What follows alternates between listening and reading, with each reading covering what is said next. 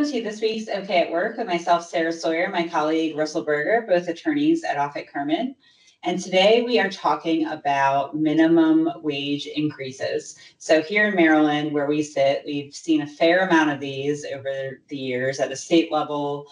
And then there's some local level specific increases that are taking effect soon. We're in June right now, we'll be in July. And so some things coming up with some increases. Where are we seeing increases within the state, Russell?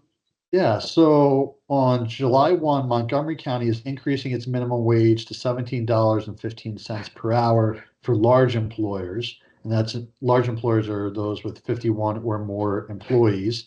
And we're also going to see jumps for mid-range employers as well as smaller employers. I think in Montgomery County, the mid-sized employer jump is going to $15.50 per hour.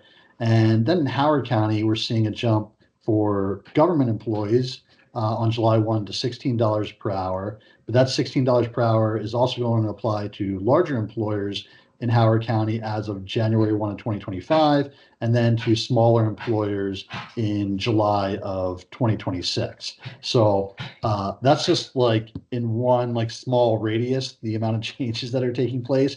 We didn't cross over into Virginia or DC. So, as a starting point to me, that just signals there's a lot going on.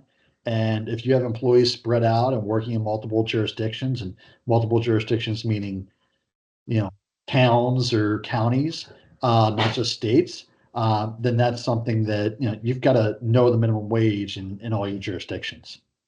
Yeah, it makes a big difference, as these things increase, to businesses that are paying maybe around those rates. I mean, those increases will definitely make a difference in, pricing for employers and what the bottom line might be, especially in businesses where there's tight margins. It can make a really big impact. So for some employers that are paying well over the minimum wage anyway, they're not really going to be affected. But in businesses where you're paying a lot of overtime and where the margins are tight, or you've got a lot of minimum wage workers, these numbers matter, and these changes can be significant.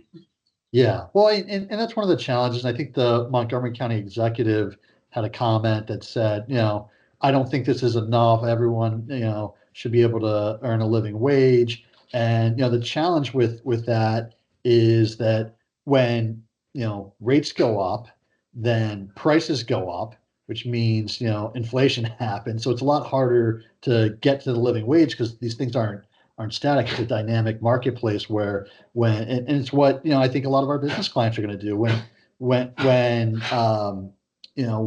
wages have to go up and that cost of labor goes up, that's going to get passed along to consumers, and it's just going to make it more expensive to purchase goods. Yeah, well, something to definitely be paying attention to, and it'll be coming right around the corner. Well, thanks, Russell, and we'll see you next time. Thanks, Sarah.